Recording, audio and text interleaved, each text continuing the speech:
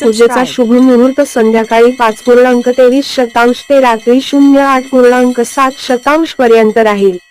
भाविकांना पूजेसाठी एकूण 2 तास 24 मिनिटे वेळ मिळणार आहे. या दरम्यान तुम्ही पूजा करू शकता. गुरु प्रदोष व्रताच्या दिवशी संध्याकाळी भोलेनाथांना बेलपत्र, भांग, फुले, धतुरा, गंगाजल, धूप, दीप, गंगा इत्यादी अर्पण करा. त्यानंतर प्रदोष कथा वाचून भगवान शंकराची आरती करावी. गुरु प्रदोष व्रताचे महत्त्व. गुरु प्रदोष व्रताला भगवान शिवाची आराधना केल्याने सुख, समृद्धी मिळते. त्याच वेळी ज्या लोकांच्या गंभीर जीवनात अडचणी येत आहेत त्यांनी हे व्रत पाळल्यास लाभ मिळतो. विवाहासाठी प्रयत्न करणाऱ्यांना योग्य जोडीदार मिळतो. जीवनात संपत्ती आणि समृद्धी टिकून राहते. कुंडलीत गुरु बलवान होऊन अशुभ प्रभावापासून मुक्ती मिळते.